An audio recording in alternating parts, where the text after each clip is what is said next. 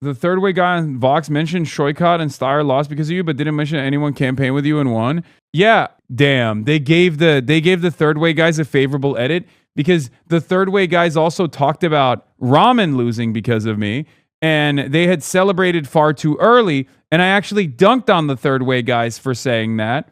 I guess that didn't make it into the final edit then. Anyway, but we'll get started here.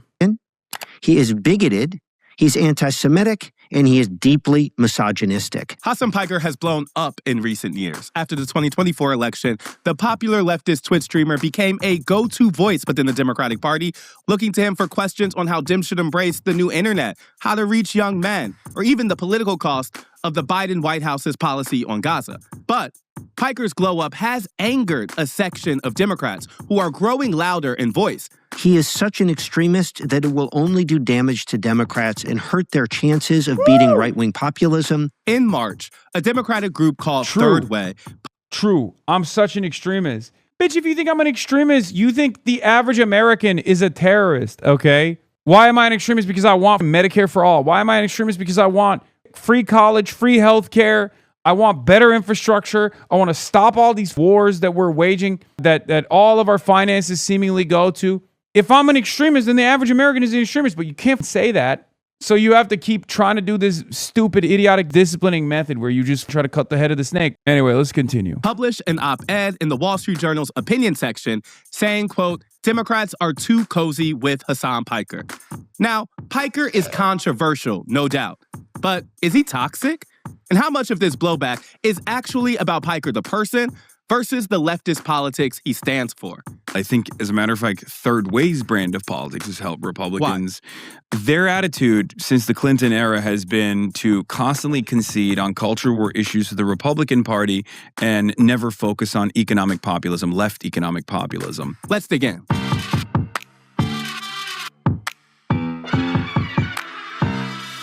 Why are you org agnostic? Why not support DSA? Dude, what are you talking about? Why not support the Democratic Socialists of America?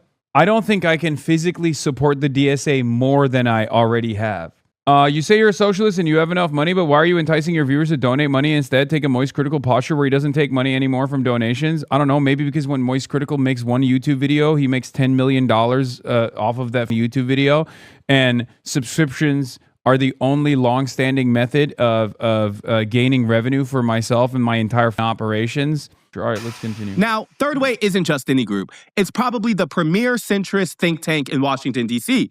Their whole thing is about pushing the Democratic Party to embrace more moderate establishment candidates that more closely align with their views and, in Third Way's opinion, do better on the ballot. And while I want to know why Third Way thought it was important to publish this article this year, I wanted to begin by highlighting what the op-ed's general argument was. Here's one paragraph that I think lays out their argument well. Mr. Piker is often called progressive, but that does violence to the term.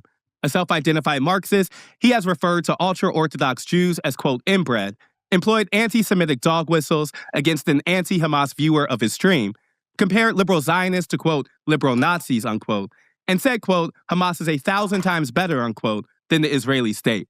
Now, I get the importance of what they're saying, and we know anti-Semitism is an important issue in this country. But I also have more questions, so I connected with John Cohen. Cohen is the president of Third Way and the co-author of this piece in the Journal. I wanted to make sure that I had a good handle on their argument and also push the organization on its motivations and goals. Thank you so much for joining us. I appreciate it. Delighted to be here. So to begin quickly, let's hear your case. You know, Third Way has argued that Democrats are too cozy with Hasan Piker. Why? Look, bottom line is, it's a free country, and I believe in free speech. So Hasan Piker should be free to have his own show, to stream, to say and do whatever he wants. That's not the question. The question is, should Democrats be supporting him? Should Democrats campaign with him? Should Democrats seek his... I think there's something really funny about this guy who has it ass backwards, and I kind of like brought that up a little bit in the conversation, but it bears repeating, which is, dog, when Democratic candidates have me on stage with them, that's not actually beneficial for me. Like, you have it on backwards. They're asking me to go on stage, not because they love me and they're like, oh my God, it would be so sick. They do that. Well, one, because, you know, there's an ideological alignment there, but they also do that because It gives them credibility on certain issues, and it's beneficial for them. What these guys think, unfortunately, because they're wrong, it's ass backwards, is like those guys are just out of the kindness of their heart offering me a platform. I'm giving them a platform, dude. What do you not understand about this? Endorsement should Democrats cozy up to him? And the answer is definitively no. Not just because the things he says are profoundly offensive, and I will run through those in a moment, but because he is such an extremist that it will only do damage to Democrats and the Democratic brand and hurt their chances of beating right-wing populism and expanding the map across the country. Hasan Piker is anti-American. He is bigoted. He's anti-Semitic. And he is deeply misogynistic. I kind of wanted to have two questions just to set the scene before we dig into the claims of the article. What was the impetus to publish this piece in March? You know, why this year? Trump is president. Democrats have very little power in Washington. What made you all publish this now?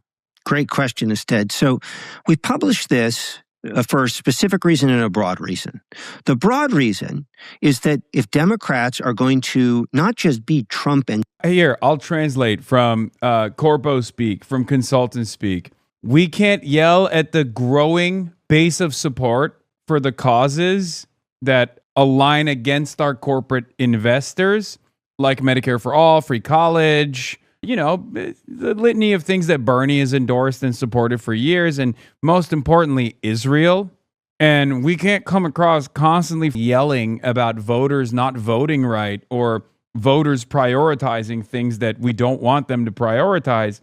So we'll just yell at a guy who seems to be a megaphone for these issues. Because it's much easier to yell at an influencer. You can especially an influencer like myself, who has spoken on the record for more than 10,000 hours, almost 12,000 hours at this point, about these issues.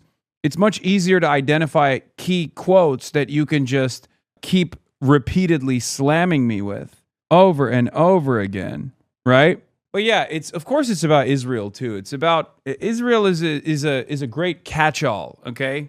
Trumpism, but MAGA long run, we need to be able to build majorities in lots of red and purple places. And right now, the Democratic Party is perceived as more extreme than mainstream in many places. So if the party aligns with folks who are this extreme and cozies up to them, it's going to make it much harder, not easier, for Democrats to not just flip the House and get the White House back, but beat Vance and MAGA and Rubio and the rest of them long run. The specific impetus was that the Pod Save folks, right, very prominent Democrats, had featured Hasan Piker at a conference where they are officially elevating him and aligning him with Democrats. That's what triggered this for us, and then a series of other things beyond that. Okay, let's jump into the article. You know, the article opens up by likening Hasan to far-right anti-Semites like Nick Fuentes and Candace Owens. Part of the piece reads, quote, left-wing anti-Semites are savvier than the Nazi endorsers on the right who marched in Charlottesville, Virginia, and sat for dinner with the president. This was the first sentence that kind of jumped out to me in the piece because it does seem like Savier's doing some work here. There are material differences between Piker and Fuentes, at least some. Piker has voted for Democrats, Harris in 2024, Biden in 2020. He has openly opposed Trump, while Fuentes has openly praised Hitler, dined with Trump, kind of as the piece reference. Does that make them categorically different or just packaged differently? How is that not a material difference, just savvy, as the piece says? Well, let me say a couple of things. First of all, Hasan Piker is dangerously close to Nick Fuentes in the level of bigotry and racism and misogyny that he espouses. I mean, it's just staggering. Let me just for your listeners, they really need to understand. This guy is out of his mind. And anyone who is even remotely familiar, Ested knows me, obviously. Ested has literally invited me to speak at University of Chicago at the Politics Institute. So it's like, I don't think this guy knows that, but it doesn't matter. And obviously, I don't think he's going to push back on any of this stuff.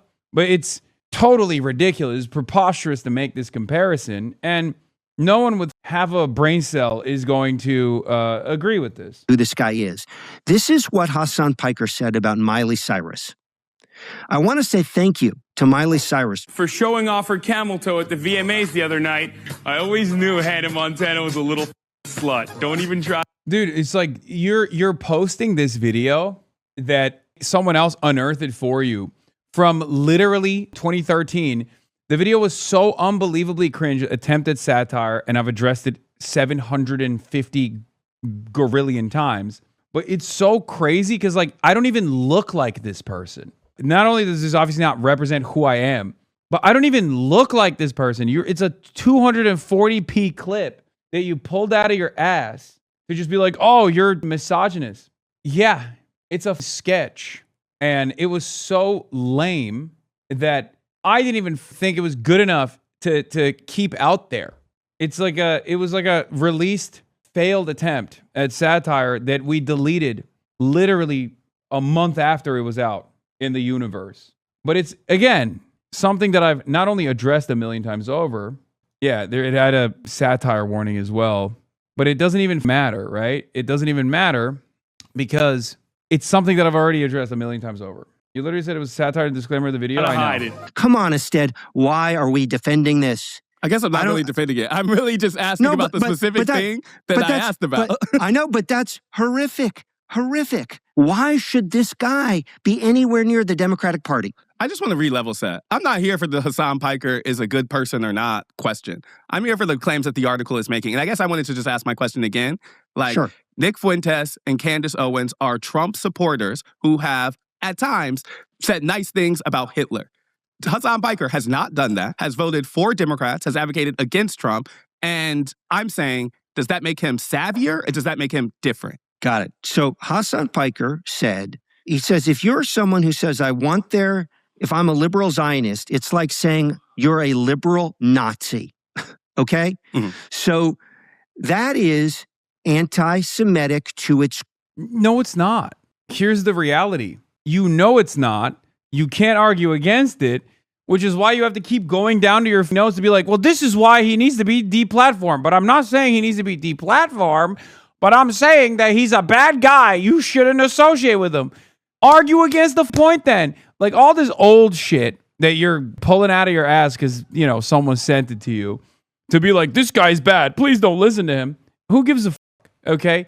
None of that shit matters. The shit that actually matters is what I'm saying right now. And you can't argue against anything that I'm saying right now, so you have to keep going. But please, it's just like Nick Fuentes. Why would Nick Fuentes say liberal Zionists are like liberal Nazis? He's a Nazi. So you can't even make that comparison. He literally has a positive opinion of the Nazis. He has openly stated that he is a neo-Nazi and he likes the Nazis. He said Adolf Hitler is base. Obviously, that comparison falls apart with like literally a little bit of scrutiny. Core to say that someone who believes in the existence of Israel is the same as a Nazi. I can't really see the difference between that and Nick Fuentes. On his voting for Democrats... I can. Nick Fuentes would consider that to be an inappropriate comparison because he's positive about Nazis. This is what he said about Kamala Harris. He said Democrats, if they were in charge now, would be doing 100% the exact same thing. Exact same thing he means as Trump. 1-to-1. Make no fucking mistake. Anyone who tries to tell you Kamala Harris would be different. Yeah, again, on the issue of Israel, it's so unbelievably disingenuous that we have straight up adults that are supposed to be goddamn adults that are Democratic Party operatives that have worked within the Democratic Party for 3 decades that are perhaps most responsible for its failures, still trying to be the banner carrier for this uniparty attitude when it comes to Israel. Also, even the clip chimps, unironically, are probably more appealing to the average normie. Again, I can't stress this enough. Normies don't actually look at the Democratic Party's attitude on Israel or anything else, really, and think that there is like major differences anyway. I do. You're yelling at a guy who does recognize that there is differences, just not on foreign policy and especially not on the issue of Israel, with some fairly significant new developments and exceptions with respect to what Donald Trump has done. He's a fucking delusional moron. So no, he's not for Democrats. He's for China and Russia. He has said that America deserved 9/11. America is, quote, truly the Fourth Reich with newts. So it's not I'm arguing with you. You're asking great questions. It's that I reject the whole premise. This guy is like Nick Fuentes. Okay. And we shouldn't be close to him. In the article, it also says this language can beget violence. Last year, an alleged murderer, seemingly inspired by left-wing rhetoric, killed 2 people for the crime of being Jewish at the Capitol Jewish Museum. Democrats must understand that accepting anti-Semitic figures like Mr. Piker into the mainstreams puts Jewish lives in danger. Now, I think certainly unequivocally anti-Semitism is on the rise. That represents a violent threat to many Americans. I think we can both acknowledge that. But the CNMP's link there, connecting Piker to the violence, doesn't even mention his name. So I kind of was wondering where that connection came from. Saying that anti-Semitic figures like Piker puts Jewish American lives in danger seems like a pretty big claim. Do we have evidence that Piker's rhetoric has led to violence directly? There is no question that Yeah, no, he doesn't. He doesn't. So he's just going to be like, well, it makes me feel bad. extremist rhetoric, bigoted extremist rhetoric, including anti-Semitic rhetoric, on the right and the left, absolutely encourages violence. There's a ton written and thought about this. That's incredibly clear. And also, Can you explain further? Can you elaborate further on how I've done this, though? No, you can't. They don't want you canceled, but they also want to call you a Nazi who shouldn't be associated with. Yeah, no, none of it makes sense. we're clear. Piker is someone who actively encourages violence. So let me give you a quote from Hasan Piker. This is about people who own property. Kill them. Kill those motherfuckers and murder those motherfuckers in the street. Let the streets soak in their fucking red capitalist blood, dude. So yeah, Hasan Piker encourages violence in the United States. Did he interview him before you? Yeah. Bitch, I own property. The fuck are you talking about? I literally famously purchased a home. What are you saying? Period. End of story. Okay, we're moving on. The article concludes by saying we're all for a big tent, but Democrats need to draw a line in the sand. I wanted to know, what is that big tent? Who's in? Do someone like Joe Rogan? Should Democrats go on his podcast? Again, great question, Ested. Democrats should go anywhere and everywhere to make their case and to argue against people who are bigoted. So if you go on Joe Rogan and you disagree with his point of view, argue vociferously about his point of view, call him out. If you disagree with Hasan Piker, fine, go on his stream and argue against him and denounce him and expose him for the bigoted guy that he is. That's not our beef with Piker. Our beef with Piker is, this is a great why take. should Democrats... Yeah.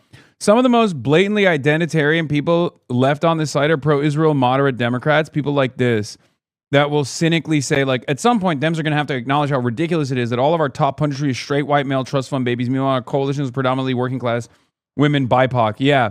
Famously, the predominantly working class women, BIPOC, LGBTQ plus coalition, which, by the way, all of our candidates are, ironically enough, the centrist Democrats are, usually old white men or old white women. Our coalition is actually queer, BIPOC, all this stuff that you're presenting as far as our political representation goes. Democrats cozy up to him. Why should Democrats platform him at places like the Pod Save conference? Why should Democrats campaign with him? Why should Democrats seek his endorsement? That puts Democrats both on the wrong side of morality, given all of the things I've just said about him, the wrong side of being pro-America, and it is very hurtful politically. The moderate Democratic base is heavily working class people of color. It doesn't really exist without that kind of diverse base. I wondered about where this priority comes from. If Third Way's point is that Democrats are struggling in places to win over more moderate voters, I guess I was wondering, how do you know that the moderates in question, kind of at the base of the party, share this priority? Do they care about Hasan Piker? They do not. Not even a little bit. In a way that's very forgiving for me and unforgiving for Third Way's priorities. Because once again, the quote-unquote moderate base of support align with me almost entirely. Okay? Maybe not to the degree, maybe not to the choice quotes that they clip out of context or find from like 2013, you know what I mean? Like from 13 years ago to be like, this is what he believes right now. Like, I'm sure there are plenty of things that you could present that the average American voter that's like leaning Democrat would look at and go, I don't agree with this. This is ridiculous, right? But broadly speaking, the issues that I care about, the issues that I fight for, whether it is to call into question America's allegiance to Israel, whether it's to demand free healthcare and free college education and a better infrastructure, to change our spending priorities, to improve the material conditions of the American working class, as opposed to what these dickheads advance and advocate for, which is the exact opposite of those things. Who do you think the average American, which message is going to resonate with the average American voter? Saying, fuck Israel, we should stop giving them money and spend that money on healthcare instead? Or saying, actually, Israel is our most reliable ally and we need to keep giving them money and we should allow them to also merge with our military, as a matter of fact. And you're an idiot and a simpleton if you think that you deserve free healthcare. What do you think the average American is going to identify with as a political message? What I'm saying or what they're saying?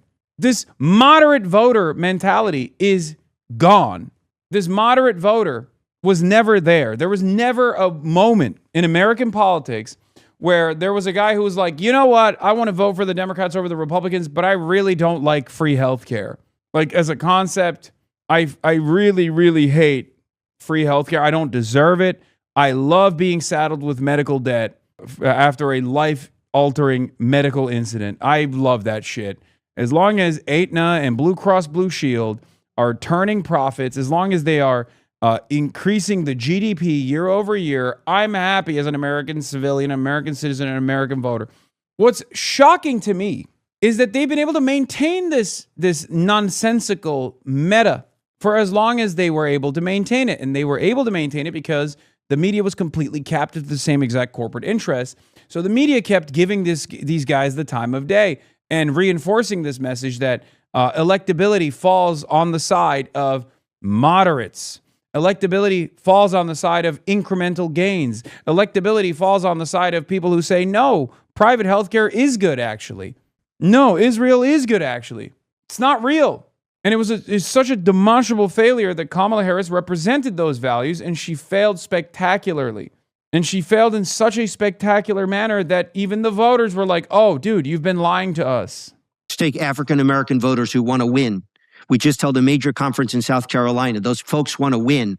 They don't want a party that is deeply connected to and associated with hateful, bigoted extremists like Hasan Piker. That is, their priority is winning, beating back Trumpism and expanding the map. They know in their bones that to do that, you don't... This argument falls by the wayside if you can't prove it. And you can't prove it because it's been disproven. Kamala Harris's defeat, alongside Hillary Clinton's defeat to Trumpism, disproved this for every single Democratic Party voter that wants to win races. It disproved it. Become a mirror image of the other party, the right wing that is extremist and bigoted. We don't need two extremist parties in this country. If Democrats are going to beat MAGA and expand the they map, have to become the House, MAGA light. They have to become MAGA light. Sure, it didn't work the last million times we tried it, but this time it'll be different. Senate and the White House, the only way to do that is to offer an alternative to the extremism of Trumpism, not to mirror it. I guess Third Way's memo after the 2024 election about the working class disconnect in the party, which I think you may be referencing here, concluded that the party leans too hard into identity politics. The number one takeaway in that memo was that working class voters... Yeah, cook his ass instead. Yeah, leaning too hard into the identity politics.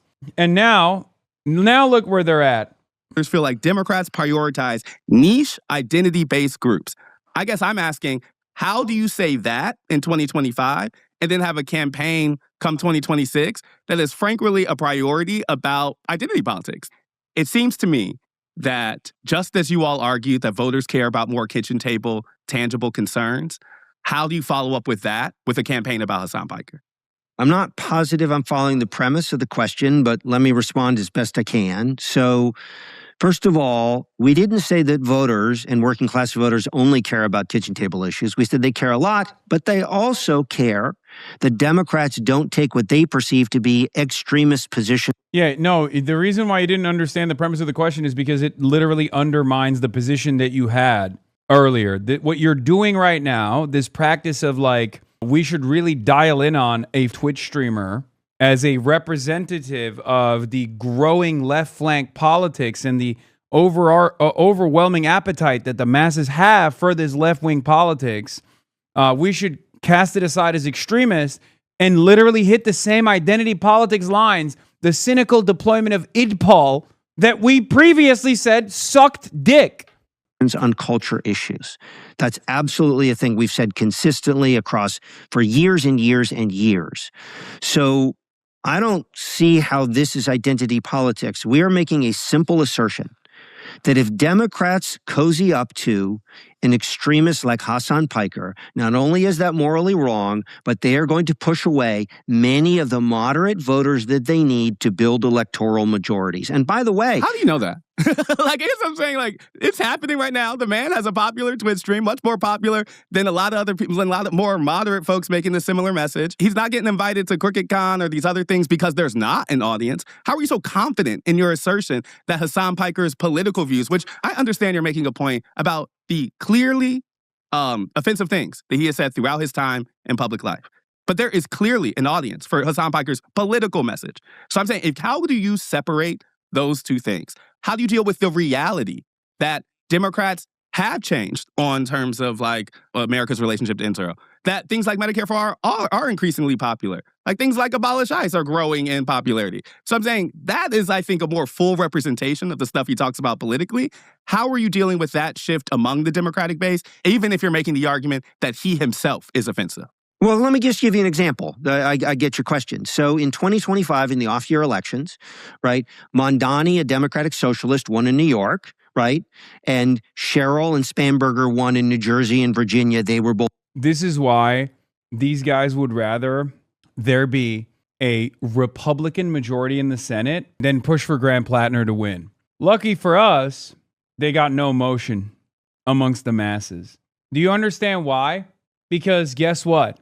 If Graham Plattner wins, if Abdul Al-Sayed wins in Michigan, if Democratic Socialists keep winning, not just their primaries, but their general elections, then this argument that he is about to present, which you've heard a million times over, falls apart in spectacular display. And the counter to his argument also is that Spanberger is now deeply unpopular due to the same exact moderate policies that she has advanced, as opposed to Zohran Mamdani, who has followed through on his campaign promises, is deeply popular. That's the issue. Not only is their argument about moderates winning elections wrong, yes, in an anti-Trump wave year, yes, you can put a cookie-cutter neoliberal Democrat in office and they will probably win. But will they maintain their popularity, or will they make way for potentially a worse version of MAGA later down the line is the question. And we know that that has happened already with Joe Biden. Joe Biden was the moderate. Joe Biden ran and won and governed like a moderate. There were a lot of things that he did that was incrementally moving the needle in the appropriate direction, but no bold, radical, sweeping agenda changes. And we got Trump again in the aftermath of that because his popularity fell by the wayside. We don't just want people to win elections in that year due to the unpopularity of the Republicans. We want a resilient political movement. We want real changes. We want real changes to come that will benefit the working class. It's that simple, man. Moderates. Yeah. Where was turnout higher? New York, Virginia, or New Jersey? That feels like an unfair question from a local to statewide election. Like, No. We're talking about a mayor's race versus a governor's race. Like, that's a trick question. That's not a trick question. It was higher in Virginia and New Jersey. I mean, Mamdani's favorability rating is much higher than Sherrill's or Spanberger's. Like, you can pick a number and make this argument in either way. I'll give you another example, okay? So since 2018, right, a central task has been to flip red congressional seats to blue, right? That's a central task in the Trump era. Crucial task. The House New Democrats have backed candidates and invested in candidates who flip 50 seats. Our Revolution, right, and Justice Democrats, two of the most prominent left-wing groups associated with Piker and Bernie and AOC, et cetera, have flipped literally zero. Yeah. Zero. Okay. Well, that tells you where voters are at. Voters are...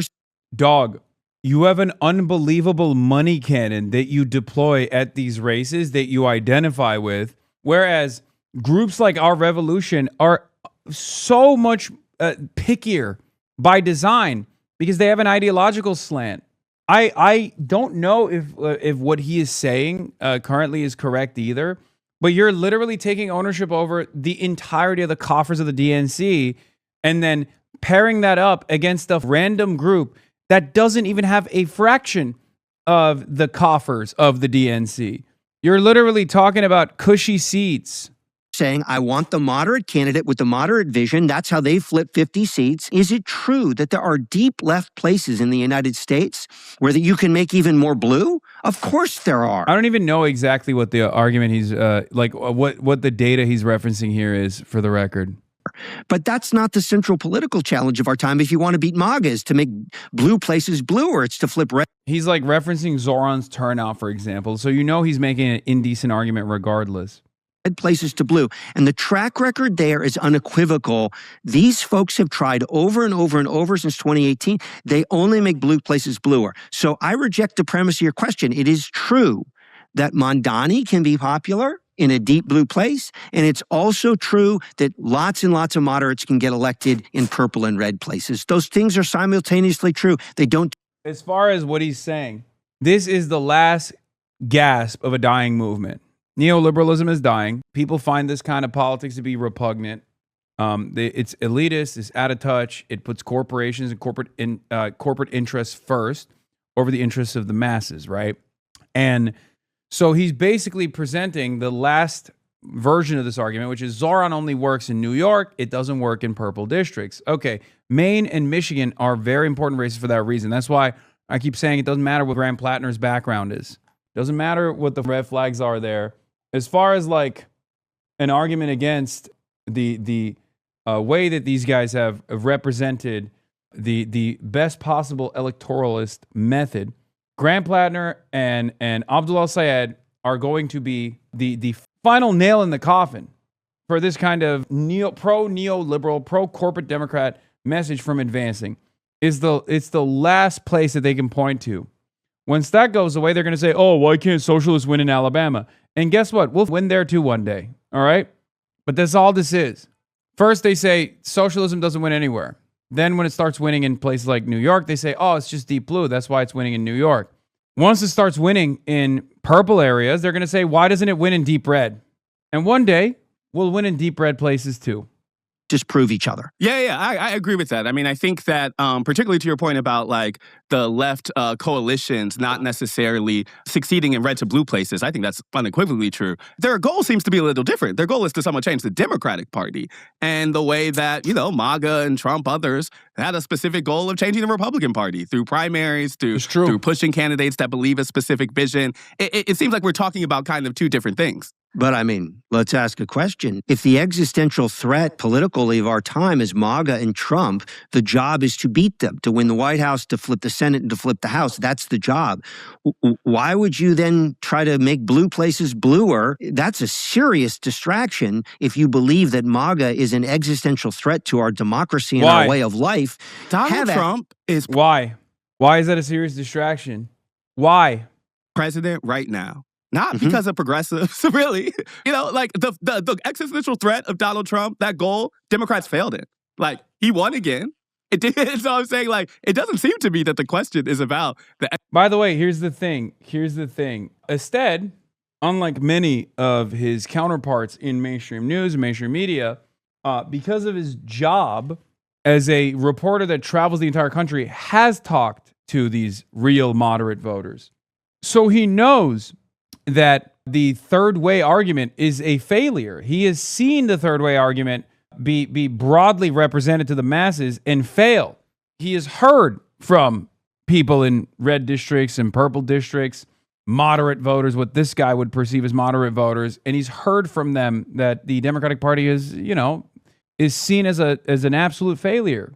Existential threat of MAGA. It feels to me that really where the left and others are trying to do is say, in the rubble, that is this Donald Trump reality, how is the kind of Democratic Party moving forward? It actually seemed like you were kind of leaning in that question too, in terms of shaping the Democratic Party's future also. So I feel like this red to blue point is kind of a diversion from what you all are both doing, which is pushing the Democratic Party. I agree with you, but I don't think it's a diversion at all, meaning this, instead. If you're offering a vision for the future of the Democratic Party, right, that vision cannot just be your dreams of what you want to have happen. It has to be grounded in political reality, right? Your vision has to have concrete proof that you can over and over and over again expand this deep blue formula to places that are red and purple. Because if you can't do that, all you're saying is we can hold a small slice of the country and make it even bluer, but we have no formula to actually flip the rest of the country. That's a non-starter as a political vision. That's where it connects, which is It's just like, we know this is a failure, dude. You own the Democratic Party, and therefore you own its failures. We know it failed in 2016 and also in 2024. Here's the thing. If this vision, the constant pivot to the center, had a real base of support and was broadly popular, you wouldn't have to dignify instead with a conversation about a socialist Twitch streamer. It's that simple. Because guess what? We'd be living under Kamala Harris's first female presidency right now. If that vision was a success and it was objectively popular and it could defeat Trumpism, you wouldn't be going on Vox.com debates over how wrong someone like myself is. You wouldn't even know who the fuck I am, because your vision would have won. It would have proven without any doubt whatsoever to anyone who is knowledgeable on the issue, anyone with a crumb of interest in winning elections, that your style of politics had a real market, had a real audience, had a real legion of diehard supporters. And you wouldn't be wasting your time doing this shit. Have great ideas. I agree with you. Great debate about left-wing ideas.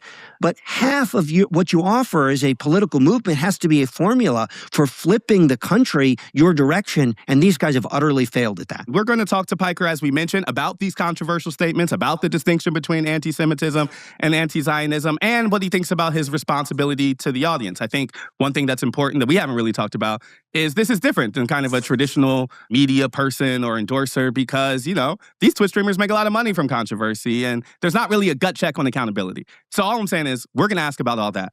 Is there anything that you think he hasn't answered or is a question that you want to put in front of him from Third Way? He has said repeatedly that he doesn't want to apologize for anything he says. He doesn't take it back. It's all taken out of context. We've heard him say that many times. That's not true.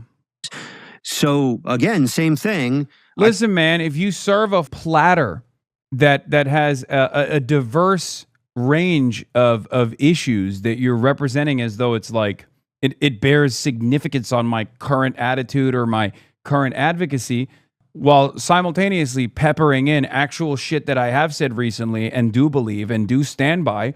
Yeah, some of those things I'm not going to apologize for because there's nothing to apologize for, like the Israel-Hamas dynamic, right?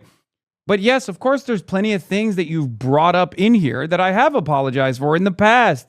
Could go through all these quotes. I gave you the one on Miley. Yep, we'll ask about that one. Okay, how about this one?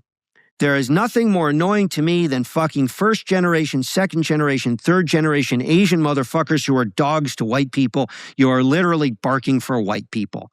My question to Hasan Piker is... Yeah, see, that's a great quote.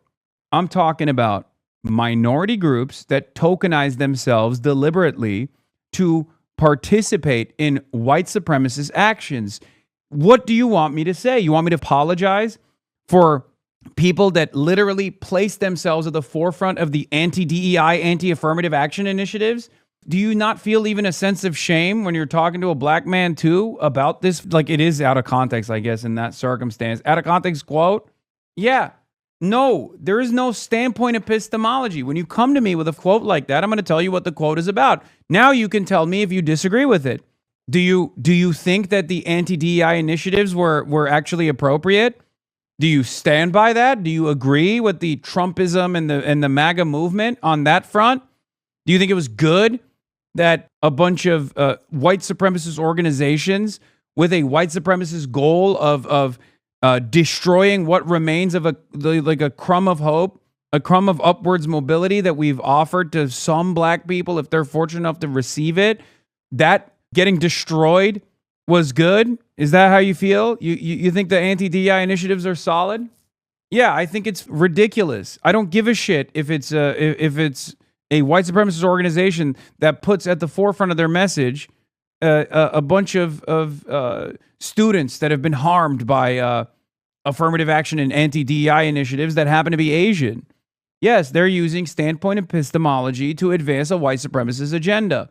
Is he ever going to apologize sincerely and profusely and go on an actual apology tour for the Why the fuck would I do that? Suck my dick, dumbass. dozens and dozens and dozens of bigoted, offensive, misogynistic things he said? Or is he just let me constantly, oh my God, I'm so sorry for a litany of quotes that are mostly out of context over the course of my 13-year political commentary career. Oh my God. You think that's productive? This is the mighty falling out of favor. This guy worked for presidents. This guy and this institution was at the center of power in the Democratic Party, and now he has reduced himself to debating Twitch streamers, dude. It's over. Your movement is dead. It's done. We are coming. It's that simple. You can keep crying and behaving like a baby over and over again. Be like, oh, it hurt my feelings. I heard some of his quotes and it was scary. But the real thing you fear is not necessarily the things that you heard about me that really frustrated you. The real thing you fear is that you're losing prominence. keep standing by all of them? Mm-hmm. I think it's totally fair to ask about apology, about regret, about whether he stands by it. So we'll make sure to include those. I actually I'll have another couple I plan on asking about Hamas and the Israeli government. We'll put in front of him as well. Do you have anything else you want to make sure you mention? I got through my questions. We'll take these to him, but want to make sure you feel like you had your piece. No, that was great. Very quick, actually, just because it's relevant to what just happened. Just to note at a practical level, in the California races, so Chakrabarti, who was AOC's former chief of staff, campaigned with Piker. He came in a distant third in that race.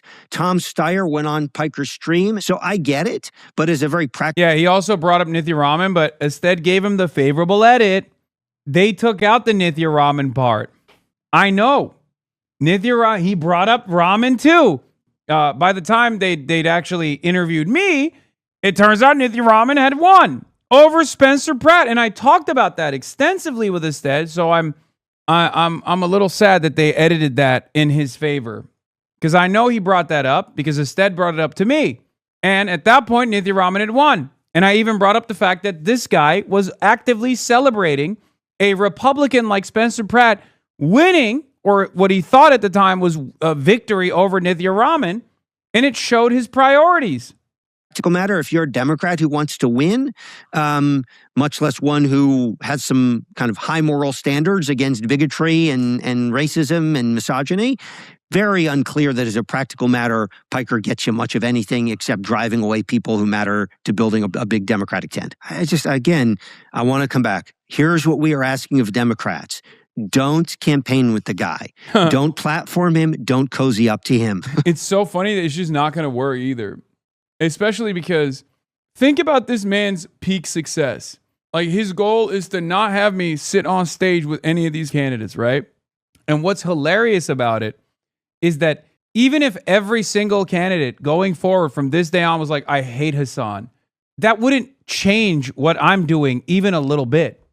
I don't like doing candidate interviews. I don't like it. I don't like doing candidate interviews at all. I don't like appearing alongside candidates. I mean, I caught the bug on the rally stuff a little bit. I think it's fun.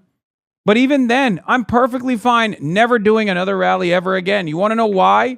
It's not great content. Nobody in my audience gives a shit about it. They don't even like it. They don't even watch it on the VODs. They don't like it when I'm doing it live. They don't. I don't do it because it's really good for me. I'm spending a shit ton of money out of pocket. Shouts out to the subscribers. It's bad content. If that was the reason why I was doing it, it's bad content. Doesn't do anything for me. I'm literally burning money anytime I do this. I'm away from home. I'm away from my dog. I'm away from my friends and family. I don't do it because it helps me. I do it because it helps the candidates, you idiot. And guess what? The candidates know that, which is precisely the reason why since this goddamn article came out, there's plenty of parts that he won't acknowledge. Adam Hamawi won, obviously. He won't ever recognize that. And Abdul Sayed has surged into first place in the Democratic Party primaries in the Senate race in Michigan. That's the thing. Chris Rabb won as well against the Democratic Party machine. That's the beauty of it. He won't talk about the victories because he's trying to actively try to get everyone to stop talking to me. The reality is, since that article came out, not only were there tremendous victories, but beyond that, every Democrat around the country has literally reached out, including centrist Democrats, ironically enough. That's right. I'll let you get the last word on that. Thank you, Jonathan, for coming on. Thanks for having me. Up next, what Hasan Piker has to say in response. Hasan Piker, thank you for joining America Actually. Thank you for having me. I wanted to talk to you because, as you know, we talked to the president of Third Way, the centrist Democratic group that has argued that Democrats are too cozy with you. And we dug into their argument. And it seemed both substantive and personal. They say that your brand of politics is bad for the Democratic Party, which we'll dig into later. But they also argued that just the scope of things that you have said are too offensive and that you have not apologized for them. Racist things, anti-Semitic things, sexist things. I wanted to start with some of those statements that get quoted a lot. I know that some of which they quoted were not taken in context, but a couple others seemed as if there were some merit to them. So I'm going to play the first one. I want to say thank you to Miley Cyrus. Oh, my God. At the VMAs the other night, I always knew Hannah Montana was a little slut. Don't even try to hide it. Okay, No. so that was one of them. I want to say, how should we think about these past statements? Do you stand by them? Will you apologize? Oh my God, it's so cringe. It's that is an unearthed attempt at a satirical like pop culture / like dating advice show that I was trying to do that was like bro focused. And of course I've apologized for it. I mean, it's nasty. It obviously doesn't reflect my current values, and it hasn't reflected my values since like I was 2014. What would you ascribe that to? Like, what was the shift in values? Is that just growing up, or is that like something happened that make you think, "Let me pivot away from this conversation"? No, it was a desperate attempt to try to be funny. What is and this? I was much younger Caught? back then too, and I definitely played it fast and loose with the satirical element of it becoming like Who cares? Who cares? it was far too misogynistic, which is why we deleted it almost on release. But then nothing gets deleted on the internet, of course. Yeah, I mean, but And then Third Way's argument was that you have not apologized. You're saying you have.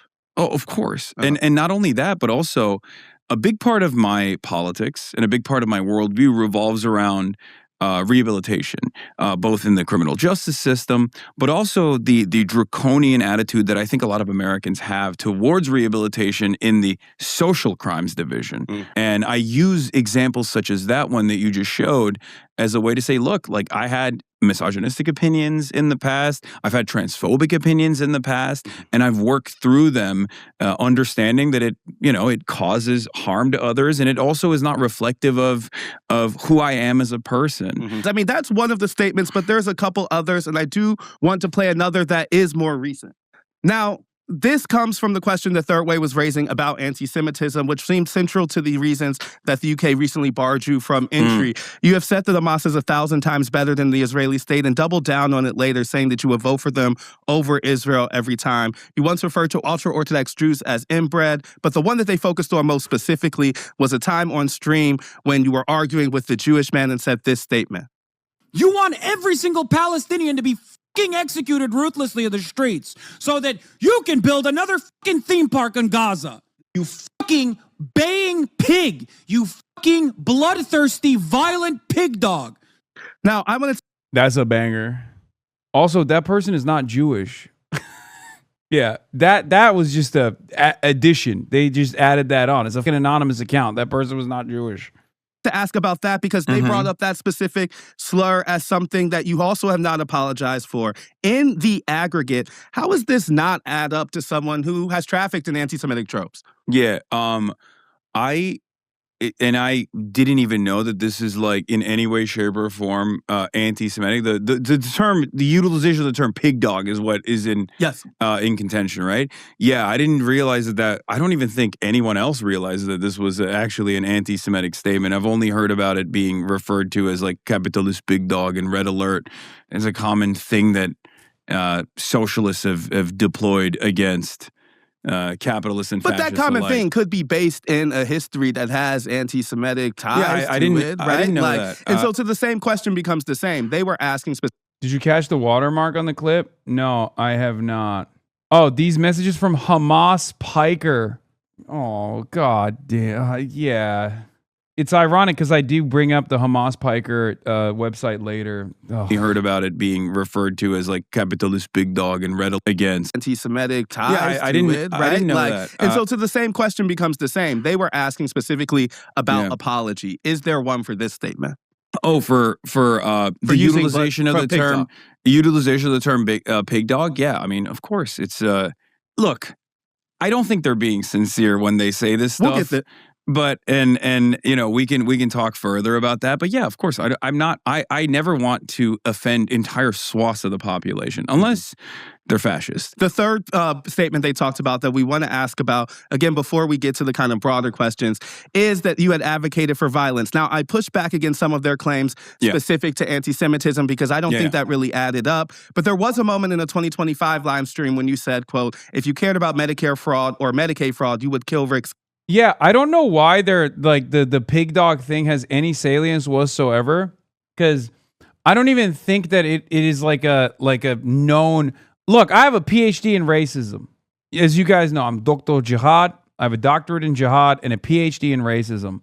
And that's not like an established trope. I don't think it's an actual anti-Semitic term. I don't know where that came from. I don't know why people say it's an anti-Semitic term. I've never heard it. It looks like it was a common insult in Germany. So I'm sure it was used by Nazis to describe Jews, but it's clearly not specific to Jews. Yeah. It's just like, it's a reach. It's a total reach. But again, if it's offensive to people, like, I'm sorry. I don't want to offend you, you know? God. That comment got you temporarily pulled from Twitch, but you've since said it was a figure of speech. I still wanted to ask, though, based on their argument, in a country with real political violence, is that irresponsible? Yeah, that also was directly clipped out of context. I was actually referencing Mike Johnson talking to Caitlin Collins on CNN. He was bringing up the fact that they were not actually taking people off of Medicare or not trying to erode Medicare expenditure, but instead combating Medicare fraud. And I said, if you, Mike Johnson, actually cared about Medicare fraud, you would, and I used hyperbolic language there, and I shouldn't have.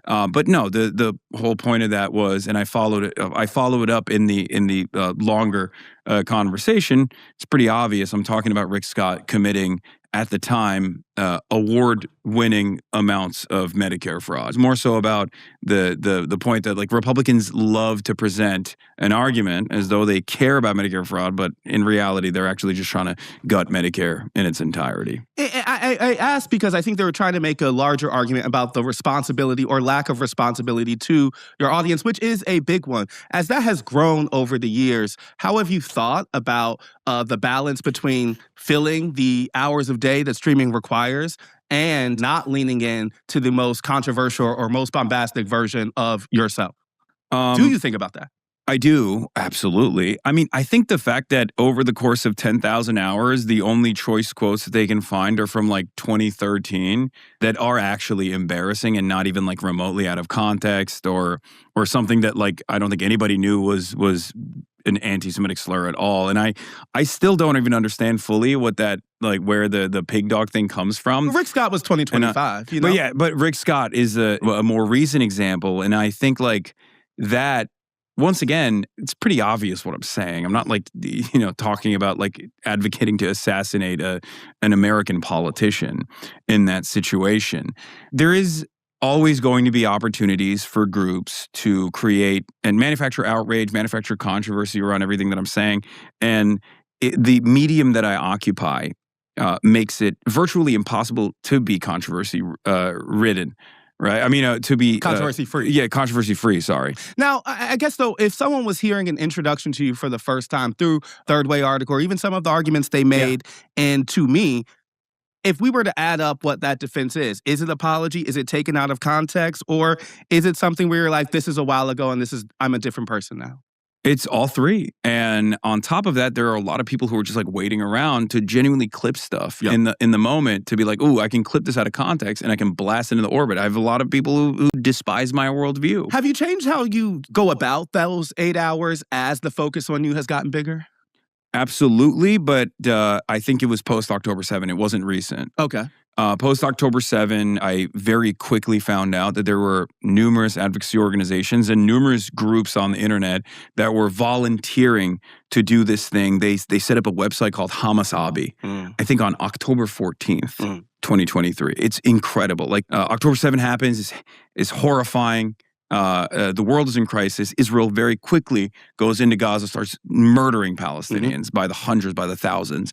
And there were people on the internet whose first goal in that moment was to set up a website to log every single thing that I have said about Israel from October 8th and onward. And that's when I realized, like, I have to be unbelievably careful, which is precisely the reason why since October 8th, 2023, I've talked for thousands of hours on this issue. And there's like 3 things that they can point to. And one of them is me referring to, you know, ultra far right ethno-nationalists and fascists as inbred, which is something that I deploy against all matter of racists and white nationalists in general, because that revolves around purity politics, like genetic purity politics at the end of the day. And I think that's a normal pejorative to deploy against, you know, neo-Nazis and far-right settlers as well. I guess I do want to clarify one big point, though. I do think that, like, the double down you made on Pod Save America, specific to saying you would vote for Hamas over Israel, is to some people enough of an offense to ignore the rest of, I think, the context you are trying to lay out. When you say Hamas is 1,000 times better, do you actually mean that? Or is that a rhetorical move or like a solidarity signal? Like what? I mean, it's all of the above. I do mean it. I think it's a rhetorical move because it frustrates a lot of people. I've also said I'm a harm reduction voter. I'm a lesser evil voter, and therefore I would vote for Hamas over Israel every single time. I want to give you another opportunity. An opportunity. I've already tripled down on it. Yeah. I'm like, you're about to triple down on it. No, I'm about to quadruple down because I tripled down on it. I tripled down on it on LBC. And I think like the quadrupling and tripling down on it is like also part of the process. Like I'm aware that this is something that most people have never encountered. This is not a statement that they would ever hear in polite society. And that's kind of the purpose of it. It's intentionally provocative. It is intentionally provocative, but I don't think it's inappropriate. I mean, if the point of the statement is to underscore the violent atrocities that the Israeli government has committed, particularly over the last 3 years, I think that people understand that. But doesn't that flatten? I mean, I think the argument is that it flattens the atrocities Hamas has committed on some of the same people. I think that that flattening actually does a disservice to the Palestinian resistance fronts in its entirety because there is no flattening. When I say Israel's 1,000 times worse, I mean it because the reality of the matter is, in the Western world, once any non-state actor is... Yeah, I'm saying like there's no parity. That actually is a disservice to the Palestinians if we flatten it. I'm not flattening it. I'm saying one side is worse, okay?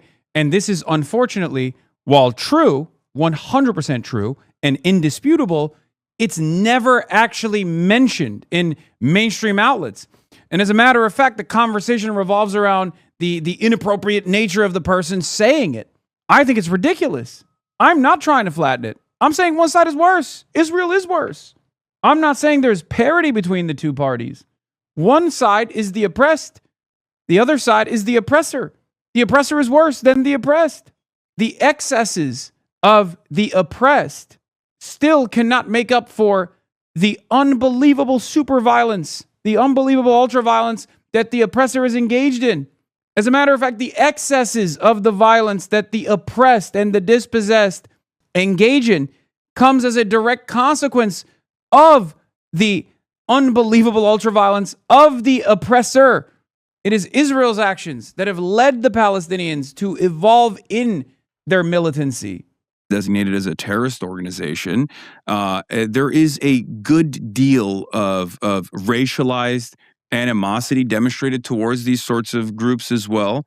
And I think that it's important for people to understand that These are normal human beings at the end of the day that have suffered tremendous loss over the course of... I guess people maybe not care about the discrimination Hamas faces. Like, No, but it's very important to understand that because it's not Hamas. Hamas is not an alien entity. These are Palestinians, right? And of course it's important to understand how they arrived at militant resistance, why they're doing it, and how their methods have also evolved, and how such heinous acts of violence even take place. A lot of people want to assume, sorry to cut you off, but a lot of people want to just believe that Hamas did this because they're violent, barbaric anti-Semites.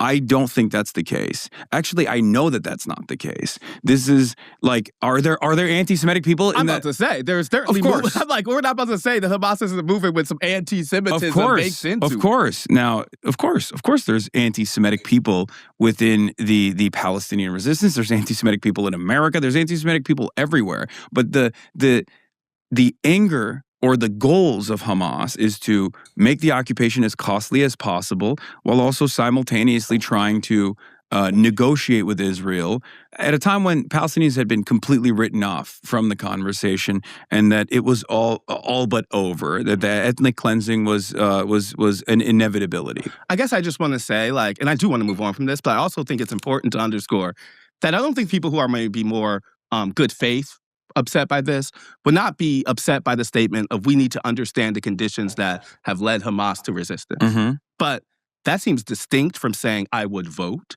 for them, right? Like, and that also seems like at minimum, it underscores why there is a website set up, or why there is something that tries to link you to a group that you're linking yourself to in terms of at least trying to understand that perspective. So I guess I'm saying, like, I don't think the kind of argument you're making here saying we should learn the structural conditions that have led to this moment is exactly the same as folks being upset at I will vote for Hamas over the Israeli government. I am, at the end of the day, someone who is engaging in, and this is a Marxist term that a lot of people get mad at because they don't understand that propaganda is supposed to be a neutral term in its inception, but this is agitative propaganda.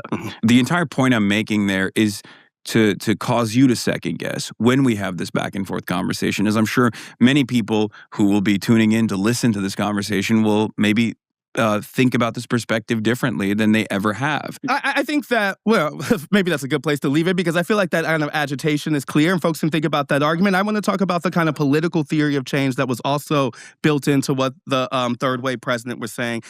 I think that's pretty solid. Look, a lot of people say Ested was being far too contentious here, but he's not supposed to glaze me. He's trying to, offer not his perspective, but he's trying to give enough room for me to push back against certain points of view and say my piece.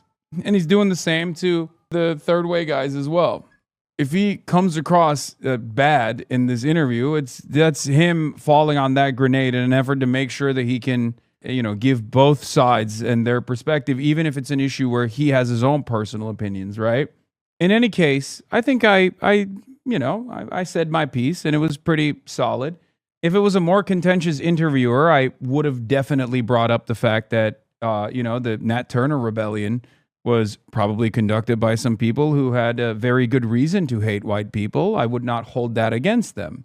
I didn't say that in that moment because my goal wasn't to, undermine his position or make it seem like he's like defending Israel, right? He was saying that hearing stuff, even like this, from you makes it harder for the Democratic Party and is a reason why they should kind of keep a distance from associating. He says, this is a ready-made ad for someone in a congressional swing district or someone whose electorate might be offended by some of the stuff that you say. But it's not clear to me that your goal is get the most Democrats elected. So I wanted to ask, one, is it? And two, if not, what is the goal? No, I care about political action. And I care about policies. I care about advancing political goals. I don't have any loyalty to any brand or any identity of any sort. Are you a Democrat? Do you consider yourself? I vote Democratic usually.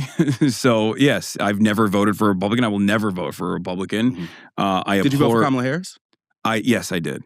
But I did not endorse Kamala Harris. Famously, I remember that part. Yeah, and the only reason for my refusal to openly endorse was because the red line that I think was a pretty understandable red line, which was a continuation of the genocide in Gaza.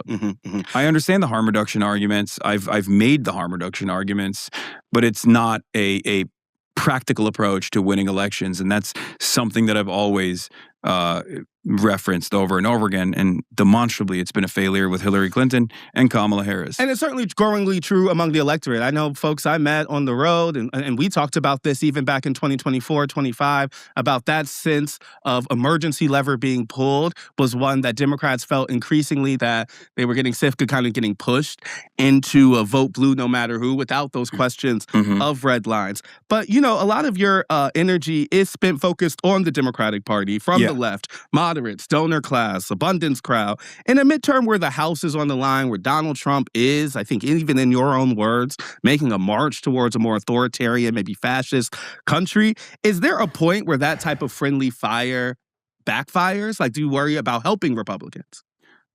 No, I don't think this helps Republicans at all. I think, as a matter of fact, third way's brand of politics has helped Republicans. Why?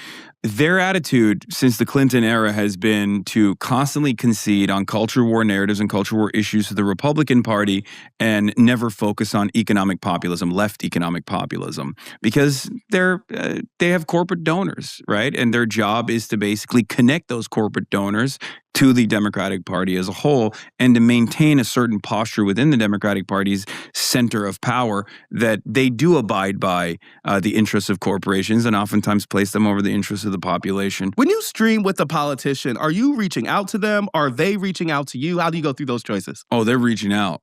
And especially since the third way stuff. Oh my God. So is that progressives only? Is that that's across the board? No, it's actually across the board. It's shocking. So how do you make decisions about who comes on the stream and who doesn't? I don't like doing the candidate interviews. I don't like doing the candidate collabs at all. It's not very good content. People don't want to watch it. It's kind of boring for the most part. So why do you do it? I do it because if there are candidates worth showing my audience, and if I want to fundraise for them, if I believe that they're decent, if I believe that they're good, then I'm willing to lend not just a platform but support to them. That seems like it's changed a little bit, or at least you're doing more of that. Like, was there like a conscious decision over the last year or so to say, hey, like, I'm going to become a more active force in lifting up these midterms candidates. I'm going to use this stream as a fundraising tool for some of these people. It doesn't seem like that's where you always were. It's not. Okay. I wasn't there at all, as a matter of fact. I mean, I've always like collaborated with politicians that I like, Ilhan Omar, AOC, and Bernie Sanders and stuff, but never this hands-on. And I think the reason for that is I didn't change necessarily, but the environment did. Americans are far more... You should do one centrist rally if there's no progressive in play. It will help you tremendously. No, it won't. Your argument would be better if you didn't quote Marx there. I'd be good if you became a bit more concise. Buddy, I need you to understand something. I'm not trying to win you over, okay? Like, I'm not trying to win centrists over, or rather the centrist consultant class over. Centrist voters, on the other hand, who don't behave like centrist consultants are fine by me. Centrist voters who are not so centrist, they already do get won over. They get won over when we put numbers on the board. They get won over when they see that the centrist politicians are not winning races.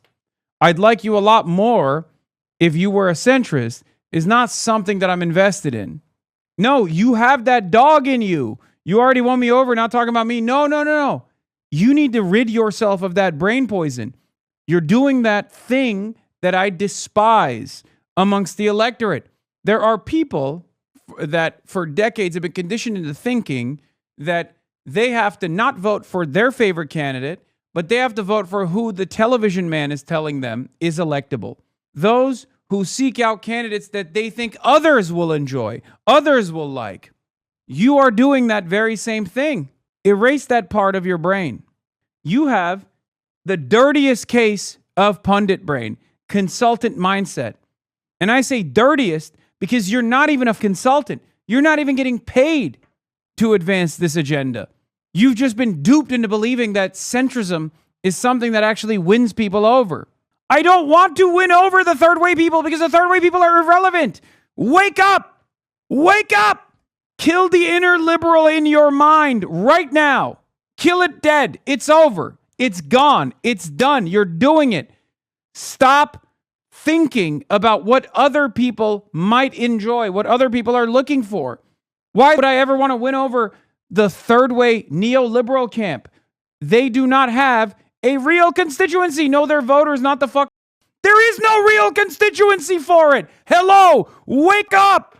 Point to one guy that doesn't work in Washington, D.C. that still sincerely, when asked if they would want free healthcare or paywalled healthcare, says, oh, I want paywalled healthcare. That's not a real person. No one in the United States of America is going, I really, really want to vote for the continuation of the current paywalled, privatized healthcare structure that only seems to exist in the United States of America. That's not a real voter. That's not a real voter in the same exact way that there is no real constituency for people who are former never Trump Republicans, former Republicans that have spent their whole lives being Republicans, who now find the Republican Party to be disgusting. There are that constituency only exists on TV. That constituency does not exist in the real world. Receptive to my kind of politics, to our worldview on the left, and they're just simply not getting that representation. Do you think that's driven by the shift in sentiment around Israel post October 7th? Yes. Or are we talking about larger economic populism? Both. Okay. I think that was a seismic shift that gave a lot of confidence to the left, that as long as they stood by their positions and they were steadfast in their advocacy, that people would actually see the truth. And that's precisely what happened with Israel. And that's why there was such a seismic shift. And it certainly gave a lot of confidence, I think, to many left figures to not only run, but also it gave them confidence to be more bold about American militarism, because that's not something that you usually hear. Certainly. And that's always been my perspective. I'm an anti-imperialist. I believe American imperialism is a force for not good things around the world, and it's just not good for the average American either. And they kind of understand that. We're staring at the failures of the global war on terror. $8 trillion, 12,000, 14,000 American service members killed. 22 veterans killing themselves every single day. But you're right. We don't really see that kind of anti-war, anti-imperialism worldview among the elected class more than I do hear it increasingly as a unifier among a base. Yes, absolutely. And I think... Do you see part of your project as bridging that? Yes. Okay. Yes, 100%. Part of the reason you blew up, particularly post-2024 election, at least in more mainstream Democratic world, is that it was helpful for the party to try to understand the new media ecosystem and kind of how to reach young men, which became a topic a lot of folks were coming to you for. I wanted to just summarize, in your opinion, what's the chief reason that liberals have failed to really take off in places like Twitch or in streaming culture more broadly?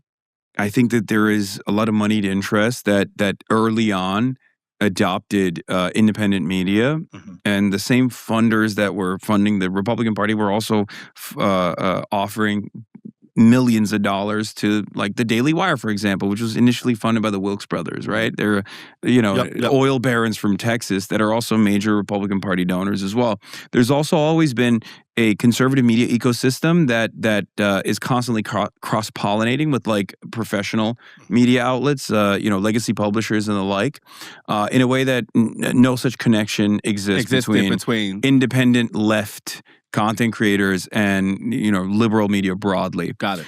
But the reality is, Republicans get to portray themselves as authentic. On the internet, authenticity is everything, and Republicans present themselves as authentic by being racist. That's it. Yeah, tell it like it is. Yeah, they tell it like it is. Exactly. And Trump did that too. Yeah. To much success. Like kind of performatively offensive. Yes, being performatively offensive. Exactly. You can't really do that on the internet as like a liberal. You're always going to come across as a little inauthentic. You're going to come across as like you're lecturing people.